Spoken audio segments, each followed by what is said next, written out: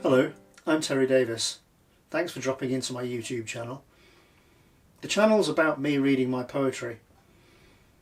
I wrote my first poem, I think, when I was about 17 years old.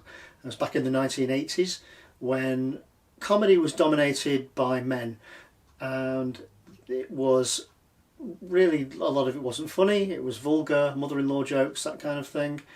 And this woman, Pam Eyres, came out of nowhere reading this poetry in a broad West Country dialect, and it was hilarious, and it inspired me to start writing my own poems. And this first one I'm going to read for you was the first one I wrote back in the 1980s, and I also wrote it in dialect, but in northern dialects, because I can claim to be northerner, even though the years have somewhat flattened my accent. So I'm going to put a little bit more of an accent on to read the poem for you, and I hope it works out, and if it doesn't, I'm really sorry, but here goes anyway. The Tale of Noah's Ark. So this is the Tale of Noah's Ark, for anyone who's in the dark, about yon tale from Bible book of how old Noah had a stroke of luck. You see, God one day were having his dinner, and he takes a look at all us sinners, and he sits for a while, and he thinks to hisself, I'll scrap it all and start again.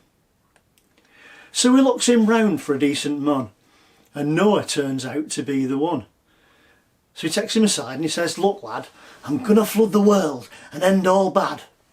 So I need you, son, to build a boat and make it big, but make it float, because if it sinks, well, that's the end, and I'm back to the drawing board again.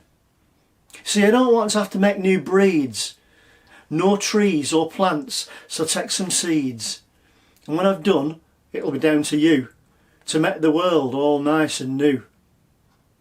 I tried this once with Adam and Eve, but the buggers didn't take no heed, so I'm trying it a second pass, with one eye out for snakes ain't grass. I'll take your wife and kids and dog, I'll let you save them lot from bog. And animals, take 2 of each kind, from every species you can find. Sheep and camels, pigs and cows, from mighty horse to tiny mouse. Collect 'em all, by growl or grin, just make right sure they all fit in. So, Noah builds and loads his ship, and he gets prepared for his aquatic trip, and then silence spread across the earth, and it chucked it down for all it's worth. Some creatures didn't make it safe indoors, like unicorns and dinosaurs, so good or bad they all got drowned, and consequently aren't around. So everything went under flood, and all were left was stuff what's good.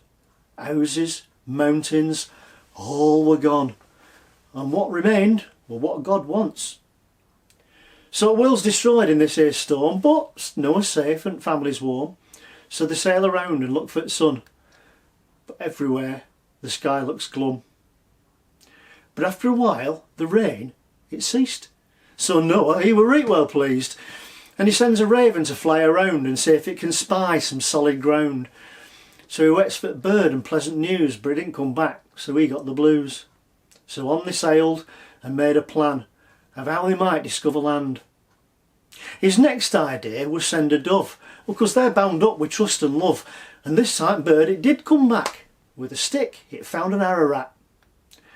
So Noah sailed his ark around and looked to find this solid ground, and when the water drained away, the ark it settled nice and safe. So family opens up the doors and sets free what walks on all fours, and then they opened up the crate of things with legs of 6 or 8. And when the floating zoo were gone, and Noah and his kin moved on, Japheth, Shem and Ham and wives began to build some new dry lives. And when Noah looked at world all new, and saw what God had planned to do, he seed the part he'd played in plan, and thought himself a better man. And God says, Noah, you've done really well. And Noah's pride began to swell. But God soon stopped that with a dry, now son, go forth and multiply. Thanks for watching. Bye bye.